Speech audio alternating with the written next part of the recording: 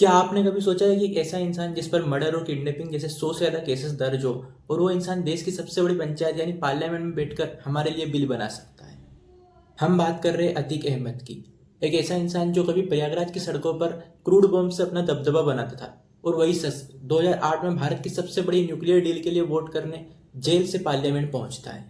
लेकिन क्या अतीक सिर्फ एक क्रिमिनल था? वो एक बाहुबली था।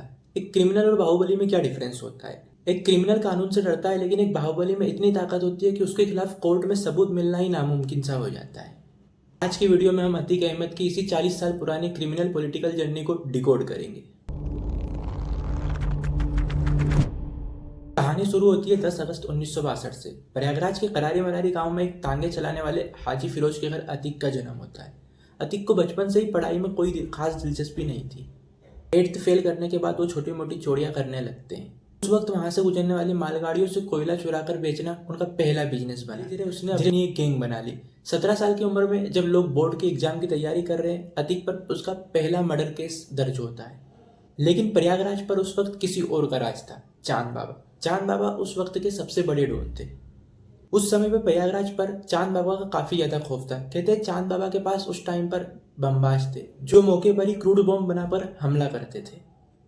1989 में कहानी में एक ट्विस्ट आता है। अतीक जो कभी चांद बाबा का शागिर्द हुआ करता था, अब उनका दुश्मन बन गया था। अतीक ने समझ लिया था कि अगर लंबे समय तक बचना है तो पावर चाहिए। 1989 के असेंबली इलेक्शन में अतीक ने चांद बाबा के खिलाफ इलेक्शन लड़ा और इलेक्शन जीत भी गया। कुछ ही दिनों बाद चांद बाबा का मर्डर हो गया और अतीक अहमद ने उनके पूरे इलीगल एम्पायर पर कब्जा कर लिया। 1989 से 2014 तक अतीक लगातार 5 बार एमएलए रहा। उसने कहीं कहीं पर ऐसा भी सुनने में आता है कि उसने इलेक्शन टैक्स के नाम पर बिल्डर्स और बिजनेसमैन से करोड़ों रुपए की एक्सटॉर्शन की। उसका खौफ और दबदबा इतना था कि 1995 के बलनाम गेस्ट हाउस स्कैंडल में भी उसका नाम आया था, जहां मायावती जी पर हमला हुआ। 2004 में समाजवादी पार्टी ने अतीक अहमद को फूलपुर से टिकट दिया।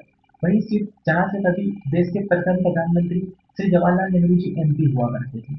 अतीक अहमद अब ऑनरेबल एमपी बन चुका है। अतीक के एमपी बनने के बाद उसकी पुरानी एमएलए सीट खाली हुई। अतीक ने अपने भाई अशरफ खालिद अजीम को वहां से खड़ा किया। लेकिन यहाँ एक नई एंट्री होती है, राजू पाल। राजू पाल ने अतीक अहमद के भाई अशरफ को हरा दिया, जो अतीक अहमद की ईगो पर एक बड़ा चोट था। जनवरी 2005 में शादी के सिर्फ 9 दिन बाद राजू पाल की दिन दहाड़े हत्या कर दी गई।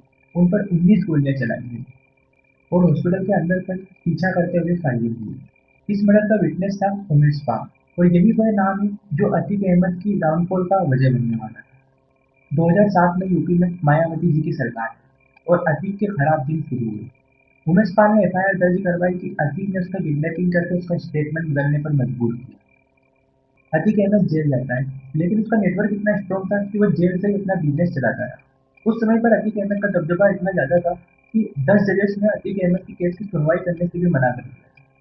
अंत में 2019 में सुप्रीम कोर्ट ने उसे यूपी से हटाकर गुजरात की साबरमती जेल में भेज दिया। फरवरी 2023 में वो हुआ जिसने पूरे देश को हिला दिया। उमेश पाल, जो ऑफिशियली विटनेस लिस्ट से बाहर हो चुका था, उसकी प्रयागराज में हत्या कर दी गई। इस बार अतीक का बेटा असान खुद फायरिंग करते हुए सीसीटीवी में दिखा।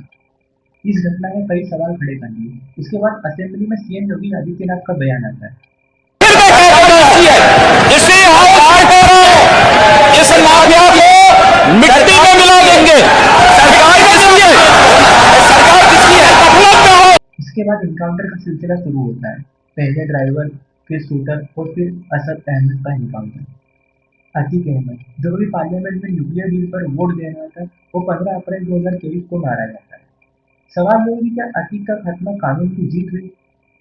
क्या ये हमारे सिस्टम की वो नाकामी जो एक मुजरिम को सजा दिलाने में 40 साल लग गए? आपका इसके बारे में क्या सोचना है, कमेंट में जरूर बताएं। और ऐसे ही और वीडियोस के लिए चैनल को सब्सक्राइब करना ना भूलें।